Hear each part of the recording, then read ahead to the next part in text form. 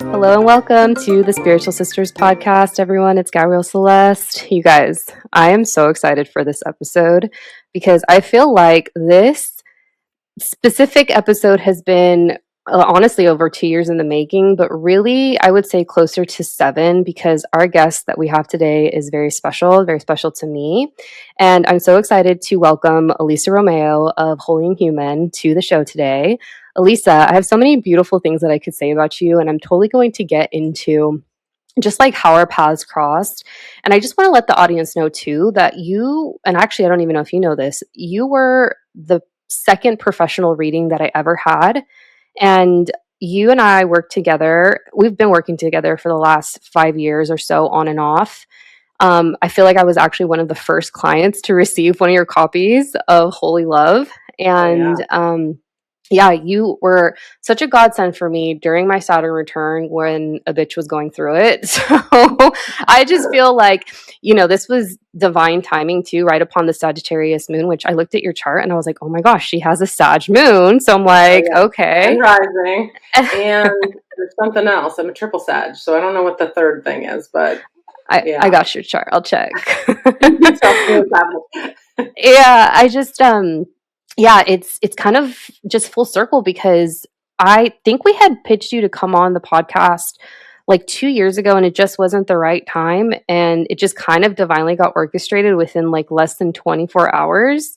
So it feels like it's in alignment now. So welcome to the show. So happy to have you. Thank you so much. I think you commented on one of the posts and then I saw our old messages about the timing. I was like, yeah, I never figured that out or got back. So I think, there's a bigger system happening around us that knows the timing. For sure. Okay, so Elisa, we like to play this little game with our guests just so we can get to know them better. And of course, we'll kind of just flow from there and what you're talking about today. It's a heavy hitting topic. I think it's really important. Our main audience for the podcast, which we've talked about, is intuitive, mostly females who are business owners in their own right and are working with both the divine masculine and feminine. But I feel like the divine feminine's not as widely understood. So we're definitely going to get into that over the course of this episode. But before we get there, would you be so kind as to share your big 3 in astrology? So, yeah, it was funny because, I told you I don't know a lot about human design. Astrology, I know a little bit more about. I'm not like an expert by any means, but when I was at Pacifica Graduate Institute, which is down in Carpinteria, we were talking about carpentry earlier, I had a professor, they co-taught Stan Groff, which is the head of transpersonal psychology, with Richard Tarnas. And Rick's an incredible depth astrologer and mythologist and incredible just mind. And so one of his courses was about the archetypes of all the different planetary energies. And I just was like, it blew my mind open. And actually, my first out-of-body experience that was really powerful happened right outside one of their classes. But my sun is conjunct Mars and Mercury in the first house. And I had an astrologer once say to me, he actually looked at my chart and he's like, so you get hormonal migraines? And I was like, how can you see? That was like the first thing he noticed. And he was like, your sun, your identity is on top of your Mars with all of this fire and direction. And then Mercury, ideals, ideas, psychology on top of each other in the house of identity. And then my moon is unaspected in the 12th house with in Sag. So then it's like moon, rising are both Sagittarius. My sun is Capricorn. And yeah, it told me so much so quickly because I think I'm somebody who was meant to be very kind of like egoically strong in order to also be completely surrendered into the divine feminine, but in a way where my moon is unaspected. So it's like my whole mission is to reclaim my conscious relationship to the feminine, especially born in the dark, because I was born in the darkest dark before, in the dark side of the moon, basically. So the new moon. so hormones, kind of sometimes the feminine can kind of at some places be in a challenge with my ego identity. But that's also kind of, it's a little bit of that gift and curse wounded healer thing where it's like my whole makeup was to figure that out. To be this lifetime is really conscious about how do the masculine and the feminine in me connect or not connect, and how am I going to feel that? What are the ramifications in that of my physical body around that, and reclaiming and bringing it to consciousness. So that's been, when I was just I made like an Instagram reel yesterday, and I was like, how long have I been working with the divine feminine, like really consciously? And it's over 25 years because I was, 21 when I started to really find Marion Woodman's work. And it felt to me just like so necessary for healing. She's a Jungian psychotherapist who's passed away, but I studied with her. I worked with her doing her mind body rhythms work, which is like physical embodiment stuff. And was obsessed with her when I was in, I feel like my rock stars have always been these like different figures of consciousness. So, it's like, yeah, Thomas More, Marion Woodman, Rick Tarnas, Stan Groff, Ram Dass, there are these figures that were just like my inner BFFs that I was running everything in my life through, and that inner relationship. So yeah, I was just like really obsessed with Marion Woodman for a good 15-year period of just, and to me, so my understanding of the feminine has a lot of Jungian, like the work of Carl Jung's interpretations on it, because that's just my background and orientation. But then I've also had like these mystic experiences and also my twin flame relationship, which now we've been together 14 years. We have 2 kids. We have 11-year-old and my 17-year-old. So, I mean, learning about the feminine from that relationship as well just took it to another level. So I would say, yeah, that's kind of a big long answer for what we started with, but there's some entry points to some conversation. Yeah, for sure. And Adam, your husband's also an intuitive, right? A mystic. Yep. And he's doing real estate at the time, which it turns out being intuitive with real estate is super useful. So I've heard that before, because I have a client that she started off as in real estate, and she's expanding her intuitive gifts, and she's mentioned that. Yeah, so we wrote Holy Love together. He actually helped me write a lot of Meet Your Soul. Like, it's not his name on the title, but he was sitting with me on the ground with the pieces all over the floor and helping me kind of organize and edit and stuff. And yeah, he's been a huge, huge, huge part of my spiritual path for sure. That's really cool. Yeah, I want to talk a little bit more about like your awakening and how you, as a reader for over 25 years, have navigated not only just building a spiritual business from a place of integrity, but also how you've navigated, shadow work and all of that. I also want to share real quick before we get to the other question too, that I actually attempted to order a copy of Meet Your Soul twice. This happened twice to me. It never arrived to me through Amazon, and I was like, what the fuck is going on? So I thought that was a crazy experience. Was that recently or a while ago? No, it was a while ago. It was during my Saturn return, and I even attempted to order a copy for my sister, and they never got there either times. That is so crazy. Well, send me your address and I will send you a copy from me. My biggest problem, I just said this to someone else today, I love getting people gifts. The hardest thing for me is getting them into the mail. It's really hard for me to go to the post office and remember the boxes. That's a journey. Yeah, but, yeah, especially when you're on an island. Oh, I receive. Yes, I'll here for it. Thank you. And if anybody else listening has issues with Amazon, let me know if that's anyone else's experience, because then that sounds like something I need to look into. But yeah, I don't know. I've had lots of people get it through there. So yeah, I don't know. That seems concerning, but yeah, it was wild. You don't have a copy of it at all yet, or not Meet Your Soul, but Holy Love. I was like one of the first. I got it before you got the copy. I remember us having a message on Instagram about hilarious. It. Oh my! I think you did. Yeah, show me like a photo of it, and I was like, wait, what? Yeah, definitely. Okay, so what's your makeup in human design? Well, I don't know. I was hoping you would tell me. I looked at it. I was like, I'm am I like, sharing I or is looked it up and I'm she? like, I don't know what any of this means. Maybe you can tell me what's happening now. Yes. So you're a 1/4 sacral generator, and the 1/4 pretty much is like a researcher, like networker. So my sense is that you like to read a lot, look into things, kind of go into the details, but you also have to be excited about what you're doing in order to really get the energy to attempt to do that. Absolutely. You know what? Like, I was like, I hope this is correct because I think it was just like an online thing, and I just like put information in, like my birthday, and I don't know what else. So I'm like, I don't even know like if this is accurate, but I think it is. Um, it's funny because with systems such as like, I mean, I'm obsessed with like the Myers-Briggs system because I think for one thing I do a lot of is relation. Like I'm a marriage and family therapist license, right? So a lot of people come to me with relationship issues. So I do couples sessions as well as individual readings. And so I think for like personality stuff or even like work challenges, like I have a colleague at work, when I psychically look at and see their Myers-Briggs, that helps me a lot with how to then talk to my client about like where and why there's personality challenges, how to communicate with this person, where's the diversity issues of personality. So I'm like a fan, and on the Myers-Briggs, I'm an ENFJ. I don't know if you know what that typology is.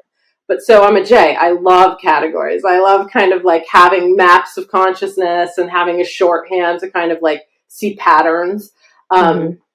Adam's an INFP. He wasn't a real fan of categories at first. P's don't love being put in a box, but it's funny because then once he kind of really understood the archetypes behind like Jung's idea behind the typology that later went into Myers-Briggs, he's like obsessed with Myers-Briggs now. Mm-hmm. But I think with all systems, whether it's Myers-Briggs, astrology, human design, there's pros and cons to a system because Mm-hmm. it's like it helps because there's that shorthand, but then there's uniqueness to the soul that's not always captured by the shorthand. So even if you're the category and it can give us a lot of information, it's always like, what's the energetic signature too? That's like really unique and specific. And so for me, when I look at people energetically, like in a reading, I just did it today with a woman, like, how does she manifest? Like what Mm-hmm. does she need for her energy?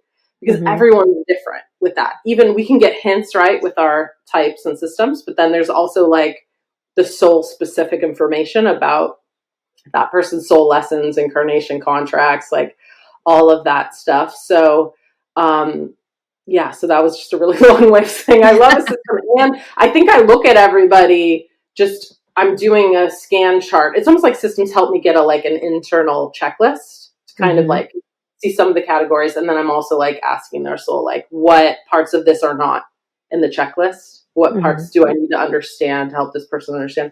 But I think for me, um, also as an F, like a feeling led person in terms of interest, like if I don't have a like lit up reason as to why I'm doing something, I just don't care. It's Yeah. like I have no energy, like none, like Mm-hmm. actually truly horrifying a bit like amount of energy. Mm-hmm. And a lot of my school was like that, where it was like I was so terrible at math. Actually, math was hilarious because I was getting psychic numbers. So I'd be like Mm-hmm. 24.46. And my geometry teacher thought I was cheating because I would be like accurate. Because then they'd do proofs, show me how you do that. And I would have no idea, like no ability to show how I did any of the work. And so he kept me after school and he stood and watched me do these tests and just get numbers that I just couldn't. And my mom was a mathematician and she was actually part of Oh, the group that wrote my high school textbook. yeah. There was a lot of crying at the counter because her brain was so different than mine. She couldn't understand like why I didn't get it, and I Mm-hmm. couldn't understand what was the point of math because to me it felt like a big Sudoku puzzle of like pointlessness. Mm-hmm. Um, because to me I was really oriented around like psychology and spirituality and like why we're here, and I didn't understand why we're spending so many hours on these like mental numbers games. Yeah. Are you so asking for a friend? Are you mostly clairvoyant, or is that your main clair, would you say? No, clairaudience and then Mhm. clair like sentience. But I have my school, Psychic Horizons in San Francisco, was a clairvoyant training program. So I learned to develop, but it's definitely not my natural. Yeah, it's not my natural one I go to. But the soul journaling practice really came out of my long-term practice of clairaudience, which is I teach people how to, their ego, ask a question in beta state, go to theta state, and get and hear through the fifth chakra the information from your soul. And I think it's really clean. It's one of my favorite ways to get intuitive information, because clairvoyance, we still have to translate the picture. What does the vision mean? Clairsentience, there's all kinds of confusion with being codependent and empath and merging energetically, enmeshment. There's, it's like a whole journey. But I think I really teach people to go from being an unconscious empath to being a conscious empath. And part of that is building the fifth chakra. And people don't always like it, especially if it's not their natural chakra, to get the clair ability from. But I think it's just so clean. Even clairgnosis comes in like a knowing, but then it's like really easy to write off if we don't have the translation to the ego, because then it's like, was it just a weird idea? Is it someone else's energy? How do we trust that information? So wow, that's I'm learning so much. I also, what I've noticed is I mean, the multiple readings I've had with you have been such a gift, and very accurate friends as well, I might add. But I've noticed that those who are predominantly clairaudient seem to be the most accurate, at least in my experience. That's not always the case, but that's been my experience with other probably intuitives. the translation issue, right? Because it is like the game of telephone, where, with the visuals, you'll get the picture, and then it's just like dreaming while you're awake. You're like, now I'm translating. It's like dream analysis, where it's like, what does that mean? And we can, you can feel and use any chakra to kind of track it, but there's still that translation issue of like, are we reading it correctly? But when you hear, it's just, that's what it is. That's just the sentence or whatever. I guess there's still room for some misinterpretation, but it's pretty direct. Yeah. Fascinating. Okay, so I typically ask another couple of 3 questions, but I feel like there's so much to get to, and there's so much wisdom that you have to share, and innately I associate wisdom with the divine feminine. So I'll weave them in as we get there, but you work specifically with the divine feminine. You have for 25 years plus, Magdalene Consciousness. When you talk about the divine feminine, how would you define the divine feminine in a way that's practical, and how can one achieve that state within themselves? There's 2 things. First of all, I just would want to say, for me personally, I don't work with Magdalene Consciousness. I work with Magdalene, the entity. And the reason why I say that is because I met her.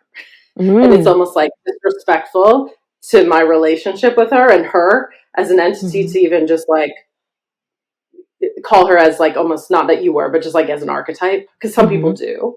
And I think it's like, no, it's her, and she's available to all of us to access, as a personal relationship. And just like Jesus Christ, there's also like a lot of fakers. So there's a lot of like false light beings. As I always say, it's like when you go to Vegas and you have all the Elvis imposters, which one's Elvis? So that's the Gnostic path of kind of really false light, true light, and like coming to that own Gnostic kind of like shedding, which sometimes comes the hard way. Sometimes we kind of learn that through kind of being tricked. I know I've had my experiences with that to find out what's not being tricked. But when Adam and I were first together, we were getting visits. We're going to just dive right into it. Usually this isn't the way I warm up in an interview, because we're here for it. We're here for it. Some people are like, what are you talking about? But I was working with the feminine for years before I actually met Magdalene and Jesus as entities that came into our bedroom and started like talking to us about sex magic, manifestation, how the masculine and feminine partner energetically, showing us basically an energetic map that they've left for twin flames to actually incarnate and then like share. And holy love is, without saying the words twin flame, it is actually really comes from that information of how does the masculine and feminine internally within one person or externally within relationship, when there's polarities between 2 people, come into union. Okay. And it's so, easy to say that, it's easy to talk about, but like, what does that look like on a day-to-day, especially with two people, when you're having projections, wounded pain body stuff, like assumptions, all the things, diversity issues with type and neural, just different brain types. It can get really in the mud. And I think that's why we have so many like issues of in relationships and in relating internally with masculine and feminine not being balanced or respected. We also have like spiritual misogyny on the planet for 2,000 years. So the feminine hasn't always been safe. It's not been safe to actually run the feminine pretty much ever in a true and constant way. So it's a lot when we start to meet the divine feminine. It's not just all juicy and sexy. There's a lot of, Yeah.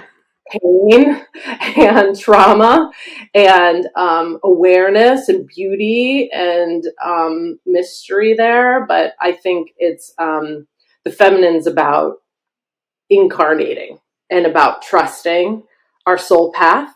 And I think the masculine spirit, we've had just, spiritually on the planet, a lot of people even currently are really comfortable with ascending into enlightenment.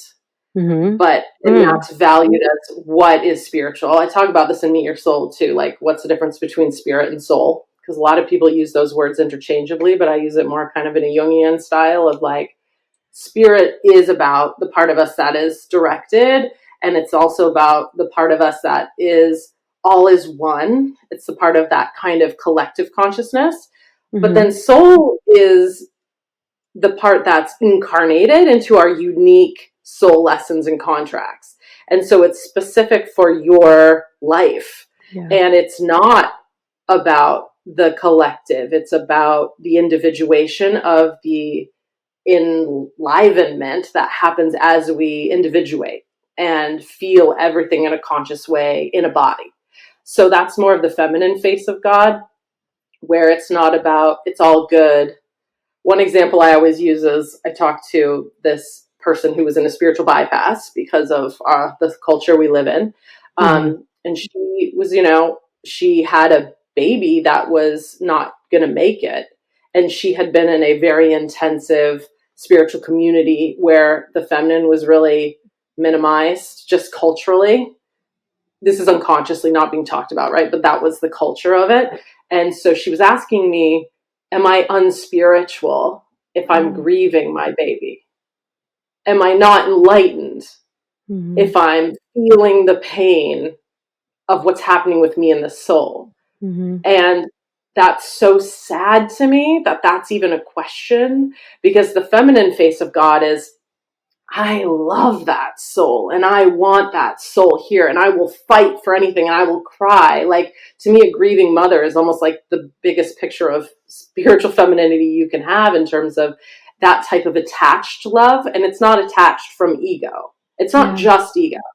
I think the false masculine that spiritual bypasses wants to put that in the category of like, well, honey, you just aren't there yet. And one day when you ascend with your non-attachments, as opposed to the beauty of it all. And then we grieve and we process and we feel in a different way. And then there's enlivenment and expansion and more of a incarnation that happens from the feeling. But there's a path to how we feel in a way that's productive, in a way we can get stuck in emoting.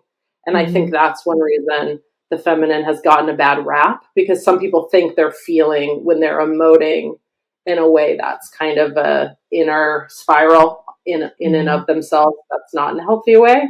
So I think we need midwives that understand consciousness and embodiment to help guide us. Sometimes we get stuck as being humans. There's so many tests and challenges. It's nice to know, now you push, now you stay and hold, now take a break, now feel again. And it's staying in the process of what the feminine has to teach us, which is everything, So what I was picking up as you were speaking, some of the words that you spoke to is just like the trust and like, it doesn't always look like attractive and sexy and all of that. And for me, I guess I had a really, really intense year of shadow work, and I have a new appreciation for shadow work. And for me, I kind of interpret part of the feminine to be like really not bypassing those deep emotions and not being afraid to feel your emotions and not having shame for having emotions, because I feel like in our society today, it's almost like looked down upon as like a weakness. And that's Yeah. kind of how I attribute, bypassing. I know that there's many other examples, but would you say that like shadow work is innately feminine? What's your relationship to shadow work? What does your shadow work look like being on the path that you've been on for as long as you've been on it? Because I feel like it's not all love and light. And so much of the bullshit in this space looks like that sometimes. And I think I have a higher standard for healers after this year and the work that they, I think, should be doing on themselves if they're holding space for other people. Yeah. Um, because of my son, Mars, Mercury conjunct in the first house, I'm very snobby about who I'll work with. For sure. And because I have a really high level of what I need to feel safe if I'm kind of opening. Not that I can't like learn from everybody. I think I'm open. I learn something from everybody I talk to all the time. So it's not like I'm not available to learn. But I think with I need someone who's trauma informed. I need someone who Yeah. understands psychic ability and energetics. I need someone who understands when to cut a cord and when to psychoanalyze. I mean, I have a high level of shit that I need in somebody Hmm. who I would be working with and kind of learning that I can learn from. So frankly, I don't look at many people externally anymore at all anymore, because I think I've just learned a lot and kind of graduated from a lot of different kind of consciousness levels and systems. And so I think I learn from my soul Yes, mostly and Adam, yeah. and she's teaching me all the time, and she's not light. She will show me where the shadow stuff is. Like, so my daily spiritual practice for, 30 years now is, because even before I met Marion, that I was doing this stuff, that stuff was talking to my soul in my journal and using it not as just journaling and not as just venting, but actually as a container to really raise brain state and talk to my higher self psychically. Yeah. And then from that vantage point, look down at my ego and work on my shadow stuff and like where I had stuff that I was needing to feel or process or whatever. And I'm really directed in the questions I ask. Like, it's very specific and nuanced. Like, I am like weeding every day, in Yeah. the garden. So it's work. It's emotional work. I think I bring everything I've learned, through like therapy, etc., into how I've done the framing of the questions. And I mean, just Jungian, that's, the king of where shadow work was kind of, created to, Jung thought he was going crazy where he just split from Freud and then like played with rocks and like built castle and like he described it as practically a mental break as he was writing the red book, and the black books, which are all incredible. But yeah, I think to me now, I don't see it as shadow work as separate. To me, it's just like part of integration, which is like what I'm doing constantly. I'm sure there was periods of time in my life where it was like more like, confronting the shadow stuff, especially probably when I first started my grad program, because I think that was a really intense period of like you're suddenly put in with a whole bunch of people you're being psychoanalyzed. So you're going to psychoanalysis once a week. You're sitting with people who are all being psychoanalyzing. You're having group processes where you're all talking about each other's projections and your own stuff, and then writing essays about it and reading like Jung and all of the like incredible, authors of consciousness. So it's like that was a very intense 3 years, Hmm. and that was even before I did my psychic training. So that was just like psychological shadow work. But Jung's whole thing is to individuate well. You have to kind of like he had one line that was like, no one would need psychoanalysis if people were like ruthlessly honest with themselves. So a Yeah. lot of shadow work is, anywhere we have resistance, or we just want to have one version of the story, being open to kind of letting that crumble. And so there's a lot of pain because a lot of times our ideas aren't true about how things are in that process. So it's kind of the tower card, where everything's Yeah. crumbling that wasn't built on kind of like reality from a really sustainable way. Yeah. I think one of the things that I respect about you the most is that you truly do show up as your authentic self and you're just like you're not afraid to like throw cuss words in there and like really call out maybe areas of improvement in this space. And I heard you on a podcast years ago at this point, and you had mentioned that you were kind of you you were the psychic that would like go in and support other psychics that had been fucking with dark shit.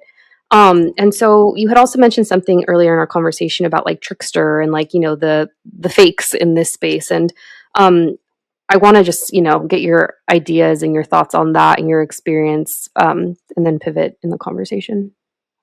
Do you mean entities, or are you talking about humans? Ooh, For both. Why not? We're open to both. because right now I would say, I mean, there's just, especially talking about the feminine, I think there's a lot of people talking about the feminine who haven't really met the feminine. Yeah. That's kind of, it's people who want to know the feminine talking in the false masculine about the feminine in ways that are masculine is what Ooh. the majority of people talking about the feminine are doing. But are they running the energy? Do they know what that is? And you, people who've done the work, just like with shadow work, you can feel it in others where they have Yeah. or haven't. Can you give me an And example so of what that looks like? Sorry, not to cut you off. there's so many examples of that. I mean, I think you can really feel where people are faking things in themselves and they're playing a role and they really believe it and they're super confident. They might have a lot of followers. You see what's happening to me. So it's an energy thing that you Yeah. can feel if it's integration or embodied. And I think even authenticity is like such a word that's like, stab me, what does that mean, but it really is true. You can feel it at the end of the day. It's like, who do you want to hang out with? I always say, like, Yeah. I would never follow a spiritual teacher I wouldn't want to hang out at a barbecue with, because it's just like, how human are they? And that's like our podcast, Holy and Human. It's both. It's like, you can't be holy if you're not doing the integrative piece that is, and it's the fastest way to our higher self is through the lower self. So it's like, if you want to know your higher self, it's also just like, what do you have to work on today? And my background's working in inpatient rehabs with addicts, Yeah. teens that are, have been molested and in gangs. So it's like, I was working on the front lines with so much trauma and crisis, suicide lines for years. So this stuff sounds really kind of like highfalutin and up, but it's like everybody needs it and everybody's doing it. And to me, it's just like well-informed, like healing. Like, to do good healing for anyone, we have to be doing our own work. It's a lot, right? Because we can only read to the degree of our own consciousness, psychically True. or in healing. So it never ends, the growth and the work. I'm always working on something. Like, Yeah. there's always something until I'm dead, that's like what we're doing here. Mm-hmm. Mm. So we all have stuff that, and I don't trust anybody who doesn't, you know, isn't really close to what that is for them. I don't know if you know about just like what's been the Deepak Chopra thing, but his name was in the Epstein files, and Yeah. I was just I talk shit about that on my oh, Instagram. oh, did you? Because I was Yeah. just like, I just learned about it like 2 days ago, and I guess this has Oh, been yeah. like news for months, but I didn't. I'm like not really Oh my in the gosh. world in that way. Elisa, literally, okay, so it just triggered a thought because I just got excited, and not to cut you off, but yeah, like did hear that his name was mentioned, but also, and maybe this is me, and it speaks to my relationship with the masculine, and I've really worked on that this year and will continue to, because I would like to call in a partner, and I'm understanding that a lot better in the second half of 2026, um, for a lot of 2025 for a lot of different reasons, but something that I've found is that I haven't really modern day. I haven't really come across a genuine speaker that's male in this space that doesn't give me the ick. Like, no offense, Jay That's why Shetty I'm doesn't like, resonate. Adam, you need to talk more because nobody sings in the world. I think you need, but he's like grown. For him, I think Holy Love was him processing a lot of his stuff, and then he was Hmm. just like, I'm kind of done and I'm ready. I want to go do this other thing, and I was like, no, we need you. But yeah, I mean, that's the thing. It's like, it's so wild to me. And he wasn't just like in the thing. I don't know if you read the emails. There's definitely like, he definitely knew this is a convicted sex offender, and he was, Yeah. even if he thought he was healing him or whatever, there's some kind of enabling going on for him to write what he was writing in the emails that I saw, unless they're completely faked, but I don't think they are, the emails. So yeah, it's like, because we're transmissions, right? Yeah. Like, at the end of the day, when I've had out of body experiences, you don't have a mouth. You're communicating psychically through downloads with other Mm-hmm. entities. That's what we're doing as humans, whether we know it or not. So it's like, how can you be someone who's written really beautifully many books about consciousness, Yeah. soul, and then to be in that type of a situation or involved with people, whether you think you're healing him or not? He was, you know, he said good about the civil case being dropped to Epstein. So it's like, that's not spiritual warrior energy. That's fucking lame. Like, that Yeah. is really disappointing. And I immediately went to go get all my books, because he's a beautiful writer, you Yeah. know? It's so And disappointing. was, and I already knew he was a narcissist. I mean, because you can feel and know that. And his son did a movie about it. Did you ever see that documentary where he's Mm-mm. basically, the whole movie's like, Dad, see me, I'm disappointed in you. You're famous, but like, where are you as a human? And so to me, that's like a big deal, because Yeah. my most important job is like raising my kids. That's like, if Mm. I just think, if you make a contract to bring children here, that your number one job is that, and then everything's, after that. Anyway, yeah. And so I don't have, respect for people that can compartmentalize and do that. And I think especially with males, I've worked with so many, and seen so many male teachers that take advantage sexually when they can, because of their shadow and because of their power stuff and because of their insecurities. And it's all shadow. They haven't worked on where they feel rejected from a high school boy, and they haven't worked on, they don't know a bunch of stuff about themselves and others, how traumatizing when there's a power Mhm. differential like that is for a woman to be, using that situation. I mean, yeah, I mean, I know you could probably name, I know, because I also hear from people their own experiences. Like, Yeah. I feel like I'm on, cleanup crew of these stories. I know so many famous people that are just in the spiritual spaces that are like horrible people. Yeah. It's I really, it's really disappointing.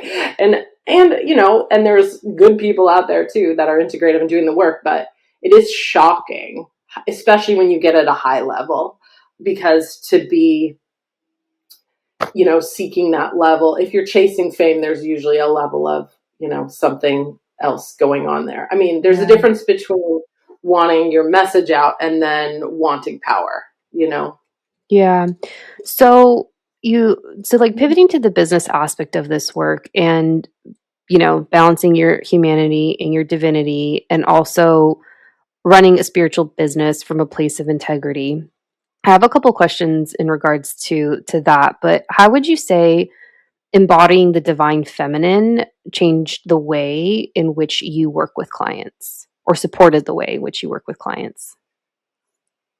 Yeah, and I think it's interesting in sessions, because sometimes I'm directed. We all have masculine and feminine energies, and the masculine is that penetrative, and it can also be the containing, holding. And then the feminine is really that kind of opening nuance of feeling that's so just detailed and discerning about. To me, it's like that midwife thing of like a woman's face changing in micro movements and knowing that's when something needs to happen with like a push. And to me, psychologically and spiritually, energetically, I'm always like really paying attention and reading and feeling that.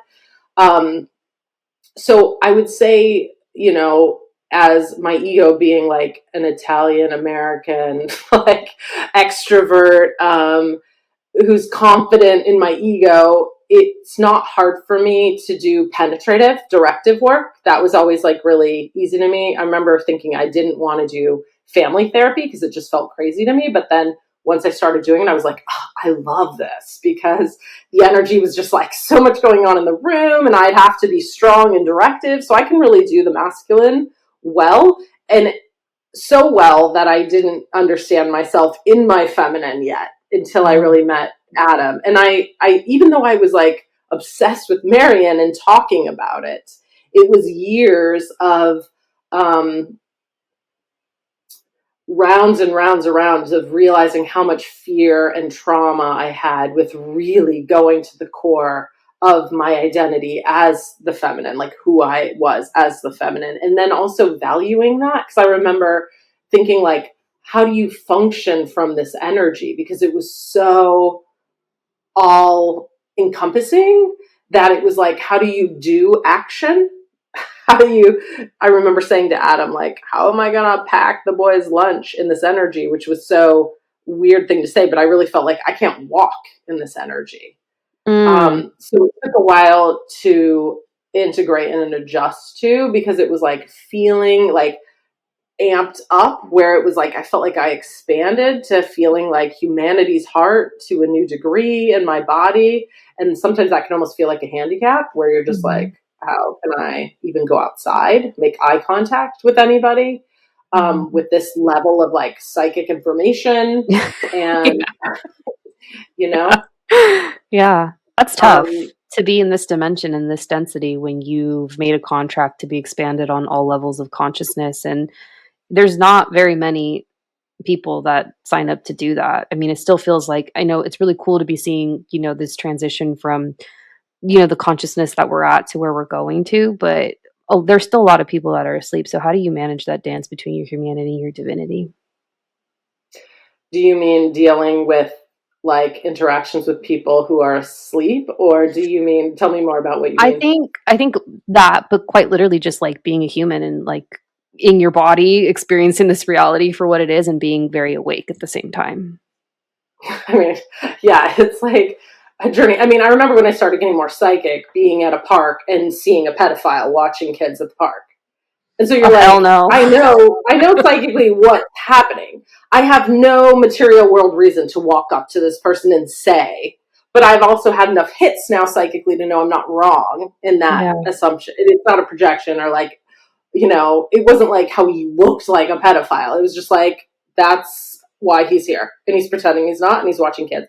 And so then it's like, what do you do with that? And it's really hard because, or even with my own doctor, I've had psychic downloads about things that is going on with me, which I have it's like, how do you explain that to your Western doctor of like, I want you to run this test for this weird enzyme that I'm like getting intuitively is, you know what I mean?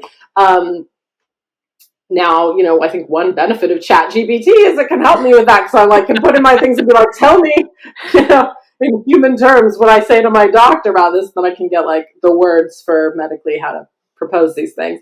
But yeah, I mean, after my dad died, I was so depressed, and in my dream I heard, you're low on, was it norepinephrine? I think it was norepinephrine, and I woke up like, what's norepinephrine? I didn't know what that was. I had to like Google like what medications would target that. Yeah, so I think it's having a sense of humor, taking breaks, being really kind and compassionate to yourself, understanding it's a marathon, not a sprint, understanding that it's not about compare or contrast with other people with their soul lessons and process, because, sometimes it's challenging when it's like your family members or people you love or friends, and you're just going to be at different places on that journey, and it can be like really alienating or frustrating or like annoying if you're not like in the same vibration with what you're working through. So also soul journaling is a relationship. So to have the relationship between my higher self is like super comforting, supportive. She knows what I need every day. She knows the details. I'll ask things like specific with self-care. What does that look like today? Because it changes every day. There's definitely things I do regularly, but some days it's like, you need sunshine today, and some days it's like lay in bed and rot and really feel your feelings and like a full body scan today and go in and shed. So it's definitely not one thing, but I think it's staying attuned to like what is the most loving, healing thing for me today. And sometimes that means just like 10% relief. Like it'll be like, maybe I'm not great on this topic, but I would feel like if you can get a little relief, then it starts clearing up to go in that direction. Yeah, that must be some of those examples that you had listed. I was like, that must be tough for a Capricorn, just because Capricorn's like the stereotype archetype of like overachiever in the zodiac. You know what I mean? Yeah, I mean, Adam made fun of me because I think a lot of times Capricorns, we can work like, harder, not smarter, because Yeah. we're just like the goat trudging up the hill. And so, like, we were walking out to the car the other day, and he was just doing something. It was just like half a second I had. So I just went over and like picked up a pile of like moldy leaves with my hands to walk it over to the garbage can. And it wasn't like efficient or smart. There's like tons of leaves, but I was just going to do like a little area. And he was like, there you go. Just like, can't relax for 1 second. You just gotta like go get a little pile of leaves to throw away. And I was like, but look at the efficiency. I just got a little bit done, It's like, so it's definitely like dumb, it's definitely like there's dumb things I do that are just like, getting in Extra. that Capricorn. Yeah. Yeah. Oh, I love that. I mean, it's my sister sign, so I feel like I understand the archetype well. So yeah, thank you for sharing.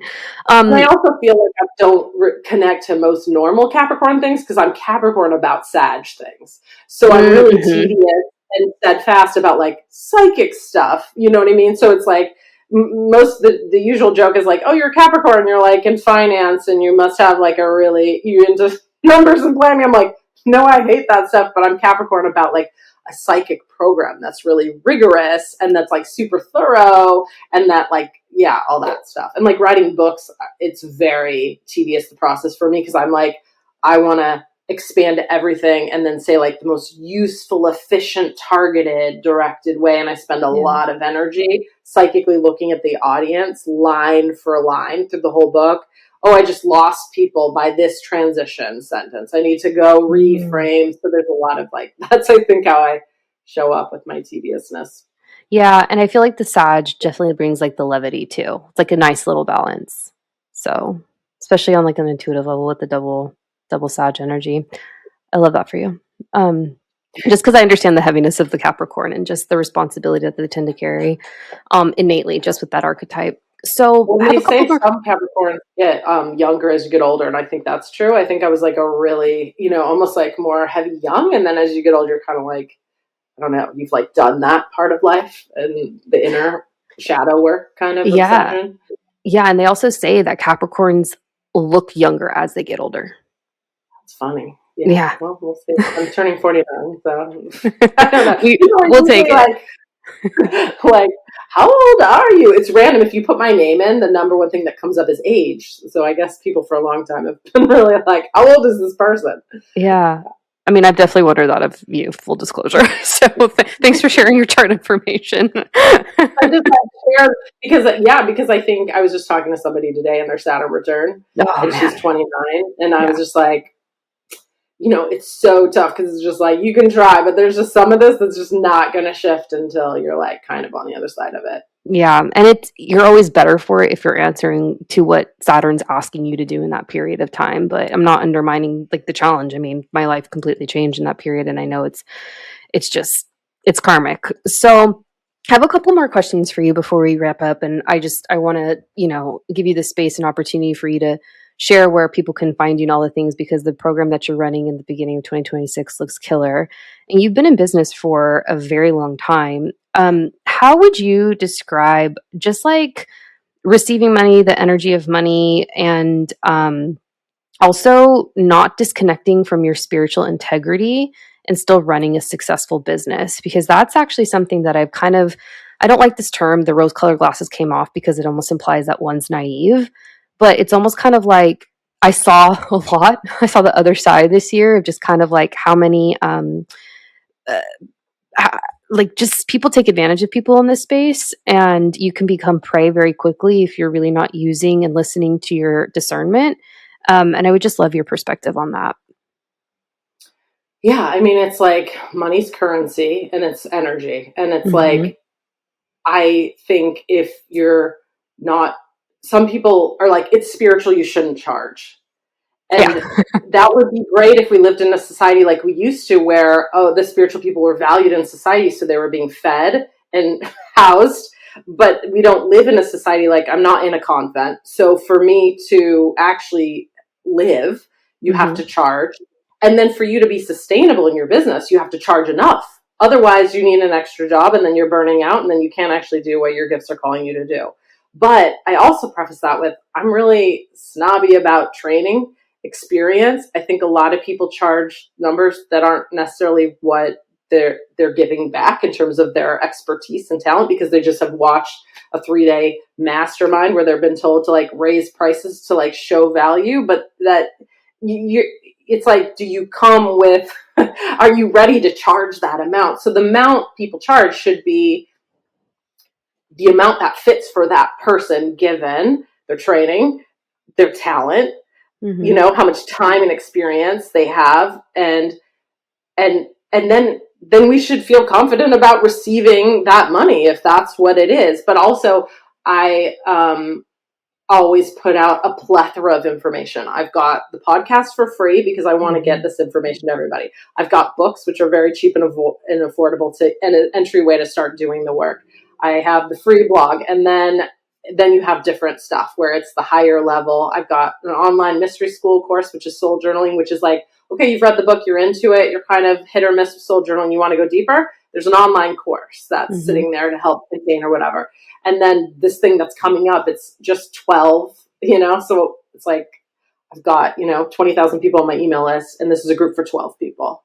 So it's like, this is going to be, and the platform is the years. Cause like, yeah, I think it's now been, 16 years of professionally doing readings, because Van's 17, who was about 1. So I was doing readings for 3 years before that. But that's how long I've like had my business. In that time period, published 2 books, done a bunch of talks, done retreats, and then just also just like the years of experience. And I think that's true for anything, any field. When you just have whatever they say, 10,000 hours, you start to get into a different category of just like you've been exposed to stuff, and navigated that. I think my background is working in as a psychotherapist brings more credential to kind of like what I do and how I can do trauma informed work. So all of that to me is like money I paid for. I invested $80,000 of my own money to go to Pacific Graduate Institute and get a depth psychology, master's. I did a 3.5-year, 20-hour-a-week psychic training program in order to feel. So I also, and I was obsessed and invested with like Marion Woodman. I put money on a credit card. I didn't always have it at the time to go follow her to California and do her in-person training. I did shamanic work with Michael Harner. It's like I got myself in rooms with people to learn because I knew I needed to. And I knew I wasn't like, was still really seeking a lot of that information. So the money, like what's the price point? To me, it's like all of those things. It's like, what's your platform? How long has it been like that? And then also, where do we feel comfortable? I also have always people that I will, when I'm called, I'll pull them into things for sliding scale or whatever. If it's I'm always, because that's also my practice, is just like staying open to what Sophia tells me when and how and where I'm meant to serve. Yeah, it's all of that. And I don't feel guilty about taking money because I'm very aware of the world. The human part of holy and human, but also I think I'm really, I give money to help people with things all the time. So it's like, it's like if you have money, you can actually support good things in the planet, because God knows that the bad people who don't have empathy, but they have no problem taking money. And so it's like, it's good to have conscious healers that understand value and like economy, to help the planet. Definitely. Oh, so good. Okay, so please tell the audience about your program that you're offering, the details, what they can expect when they sign up, and how they can work with you further, and where they can find you online. Yeah, so everything's at holyandhuman.com. I'm also on Instagram. Thinking about getting on TikTok, but I don't know. Are you on TikTok? That's my goal for 2026. But I honestly, I kind of feel like I'm digging it more than Instagram, because the algorithm pushes you out more than Instagram does these days. Interesting. yeah, I just know I'm like, I don't know, for my like ADHD that's surfacing more in perimenopause, if TikTok is a good thing for me, because I'm like, I don't know if I want to, I'm trying to like close the world down a little bit. And, but, yeah, I think that, yeah. So right now I have two books. I think if you just like what we're talking about, you like my work, Meet Your Soul is a really great entry point to the work.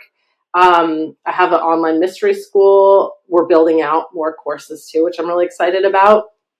And so the one that's coming up for the Just 12, it's more of an investment. So it's a higher end offering, because it's going to be sessions with this incredible group of women that's mostly formed the groups, which I'm really excited about. And we meet once a month starting January 18th on the new moon in Capricorn. Mm-hmm. And we will be doing a deep dive with the feminine. So each month has like a huge download, a transmission. And then we're going to be working with Mary Magdalene, Sophia Christ Consciousness. And it will be like, then there's the group work together on Zoom, and then a personal integration session each month. So then it's like, now let's make it super unique to where you're at with all of that. We'll be looking at soul fragmentation and calling back in pieces through trauma work.